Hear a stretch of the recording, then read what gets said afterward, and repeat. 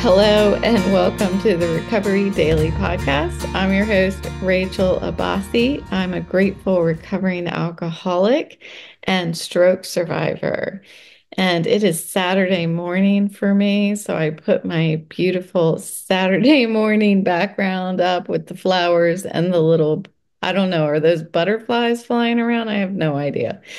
Today I wanted to talk about my relationship with other people and how my program for sobriety actually has been great at teaching me how to be better, a better friend, a better daughter, a better sister, and how my program has taught me, is teaching me, it's not past tense, that's for sure, how to be less selfish and treat other people with kindness. Don't judge them, listen, and have patience and open-mindedness and willingness to just shut up.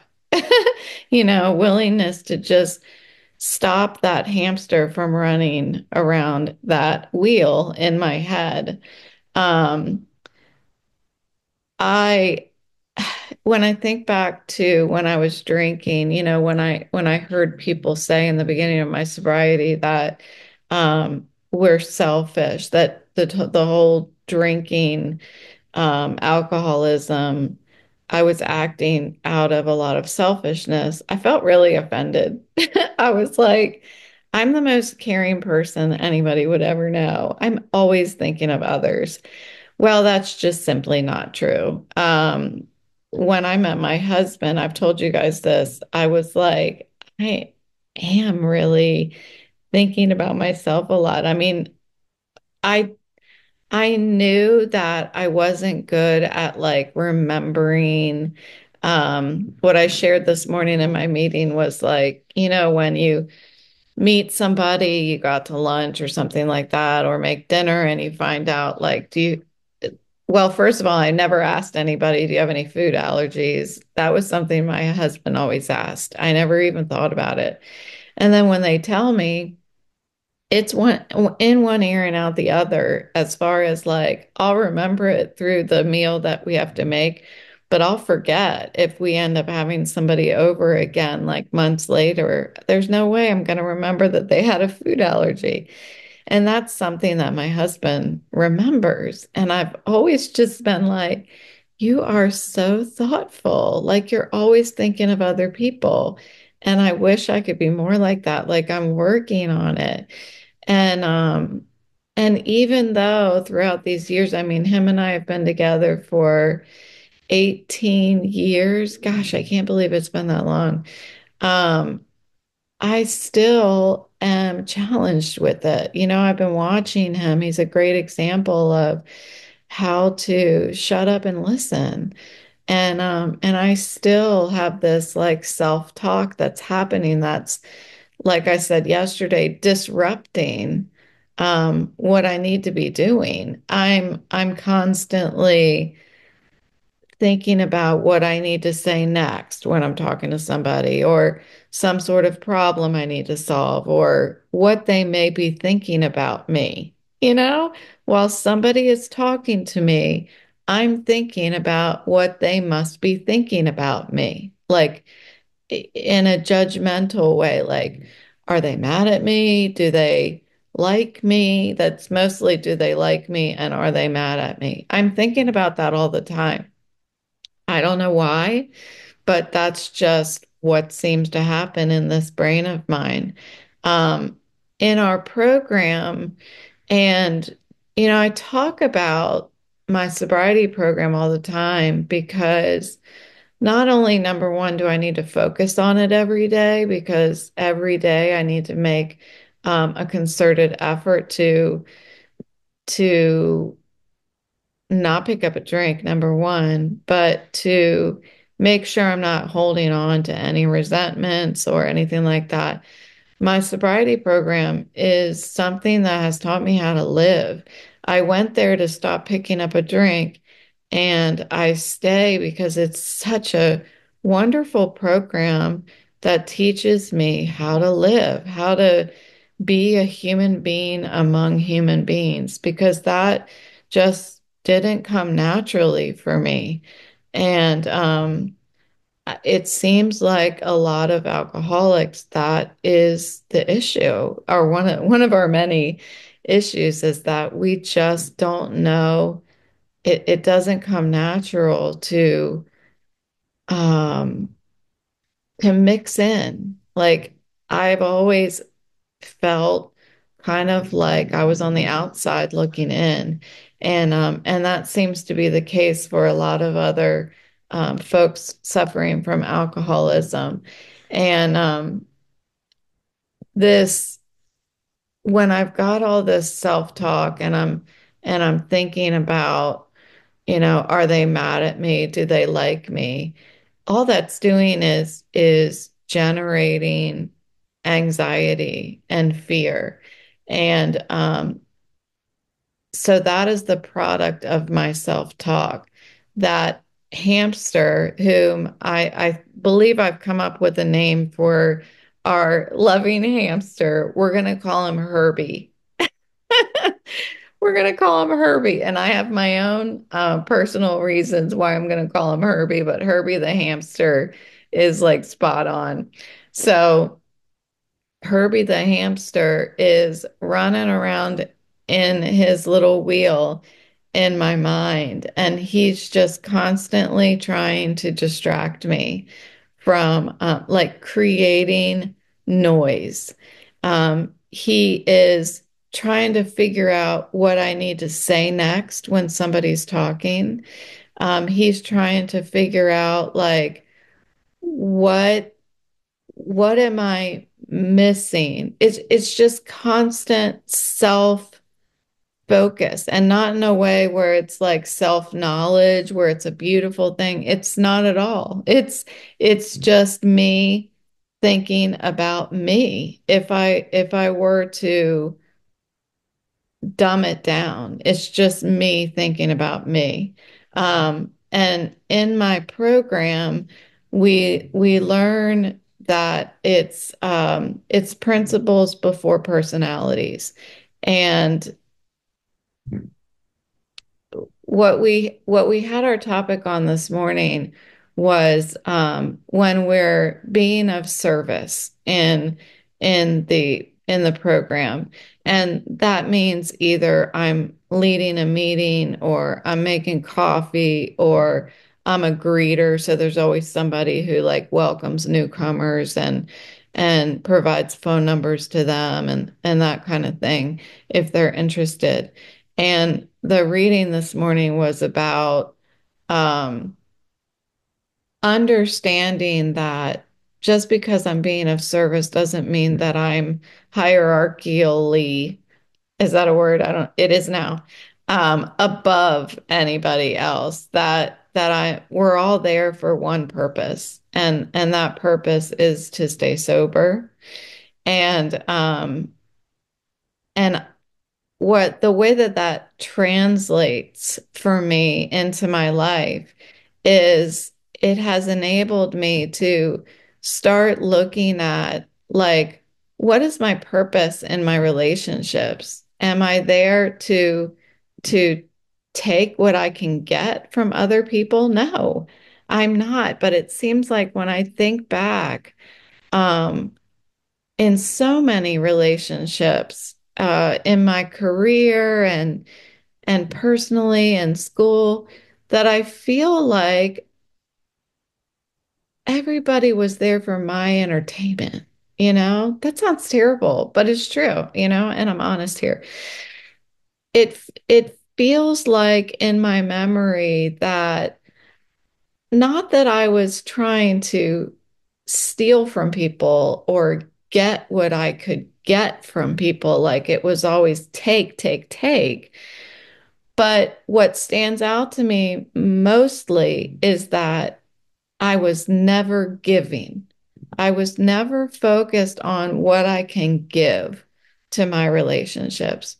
I was never thinking about what my mother is a great example. I mean, I love my mom. There aren't words to explain the love for my mom. And yet, all I remember over the years during my active alcoholism is I want to invite mom over so I can cook her dinner, but I have somebody to talk to, you know? Yeah, I'm cooking her dinner, but I wanted somebody to talk to. Do you see? Like I'm focused on me. I want somebody to talk to. And today, it's not like that. When and it's interesting because in stroke recovery with this vestibular disorder, I have not been able to drive because I'm, unable to track movement or handle movement. I haven't been able to drive out to see my mom. So my mom comes to see me, which it's been difficult for me um, to handle that because what I want to do is I want to go to her. I want to be able to give to her. Like that's what I want today. I want to be able to drive to her house and cook her dinner there. Or I used to live down the street from my mom for years. I mean, I always lived down the street from my mom, except for when I was in college until about 4 years ago when we ended up moving. And it's like all I want to do is do things for her. Like I get so excited when some sort of holiday runs rolls around and I can like send her an edible arrangement or something like that. Because I find more enjoyment in giving today than I ever did in my life. And I'm ashamed to say that, but I have to say it out loud. Um, Today when I hear somebody is suffering or somebody lost a spouse or something like that, I just want to sit down and write a card and send them a card in the mail. Or there was a friend of mine in college who, after college, lost a daughter of hers at a very young age, um, and I saw that she was requesting donations to a foundation that was built in her honor, and I couldn't not do that. And that doesn't mean that I'm going around donating money to everything. But there are times that I just can't look away anymore. And it used to be easy when I was drinking to just, if I was on Facebook or something and I saw somebody like, please, if you can donate to this foundation in honor of my daughter, something like I would have focused on the loss of the daughter. I would have just stopped. I would have stared into space. I would have put myself in the shoes of that friend of mine who lost her daughter, and I would have sat there and cried, drunk, for probably hours. I would have gotten out a piece of paper and started writing a poem about what it must feel like to lose a daughter. I would have been just overly empathetic, which is something I've talked to you guys about. Um, I'm not healing, I'm not helping by doing that. And today I have the wherewithal to take action in ways that heal and help. Not only heal and help others, but heal and help myself. It was, I would get myself into this terrible, dark place by the way that I would um, put myself in somebody's shoes like that and be overly empathetic. And I still struggle with it today. There are times when I want to put myself in my mom's shoes and I want to sit there and I want to feel what she feels. And I want to, because there's this strange idea that I have in my head that if I stop time and I empathize, that I'm helping or healing somebody, you know? It's very much related to when I lose somebody in my life. Um, Take, for example, my friend that I talk about all the time that passed away. It's going to be 3 years. I just can't believe that. Um, I, for at least a year and a half, was obsessed after he passed away. I was obsessed with putting myself in his shoes. I was obsessed with um we lost him from the disease of alcoholism, and I would put myself in his shoes because I very much understand what it's like to be killing yourself with alcohol. And I very much understand my organs starting to be damaged to the point that they may not get better. And what it must have felt like to, in his last day, how low, how sad, how empty, how hopeless he must have felt to have been drinking to the point that he died. Um, that is not helping anybody. It was hurting me. I was not able to actually mourn. That's what I thought mourning was. I thought time should stop and I should relive his last day. Um, when a friend of mine lost her husband, I couldn't sleep for 2 days because I felt like time should stop and I should put myself in her shoes and relive what it felt like for her. Um, it's not helping. And yes, I would create poems that were pretty powerful. I don't think that they were great as far as poetic, you know, people who are educated in poetry, but they were powerful, documented emotions for me. And but it's a place that there's a reason why I don't write poetry anymore because it's a painful place to go for me. Um, my ex-brother-in-law who had committed suicide, um, I don't know how many years it's been now, but he also wrote poetry.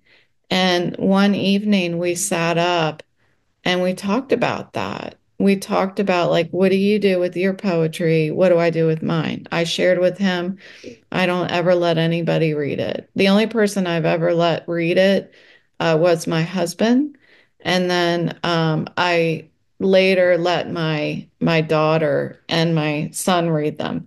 But that's about it. Like, I really was very very private about that. And my brother-in-law said that he burned them because he didn't want to look at them again.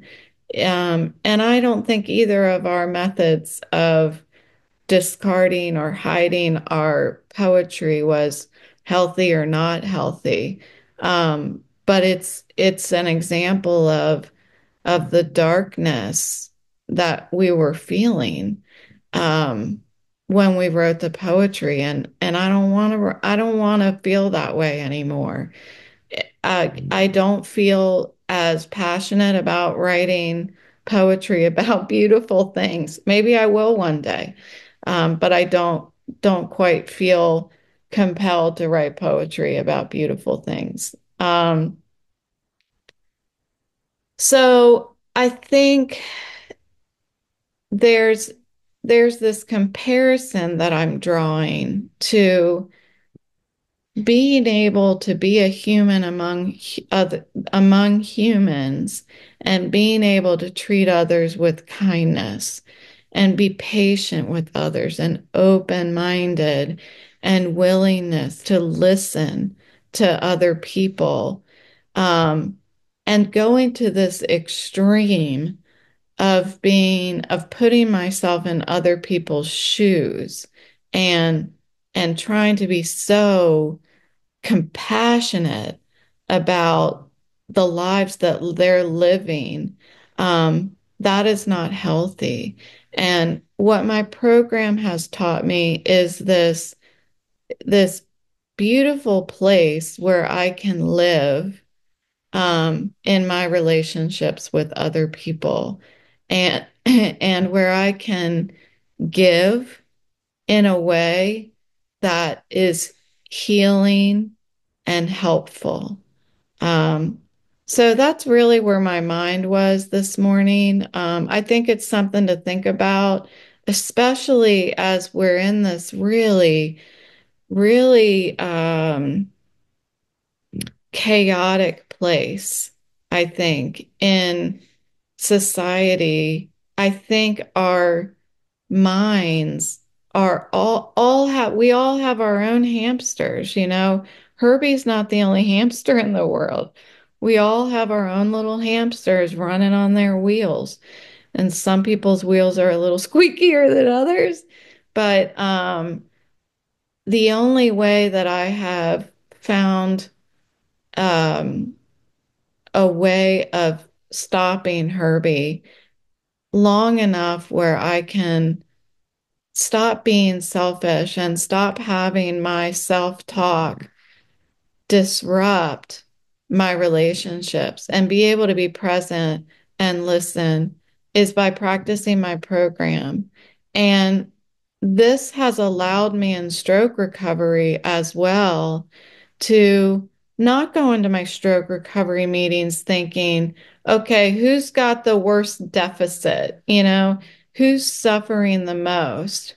Um, Sitting and listening to somebody who has aphasia and thinking about a day in the life of a stroke survivor having aphasia, I would walk through their lives, in my imagination. That's not healthy.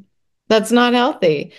What I can do is give my experience, strength, and hope and share what it's like for me with my experience having a vestibular disorder and having mild cognitive language and memory disorder from my stroke. Um, I practice every day on my language and memory disorder. And I really feel like it's gotten a bit better over the past couple months. You know, every time I say that, I start losing my train of thought, but I have been able to do my episodes for the past couple weeks without referring a lot to a script. And that has been really rewarding for me. So I just keep coming back here and keep trying to share my experience, strength, and hope. Um, Understand that I'm not here doing this podcast um, to try to tell people how to live. I'm just here sharing my experience, strength, and hope as an example of how we can heal and help others. So that's what I've got for you today. Happy weekend, and thanks for joining me. I'll talk to you tomorrow.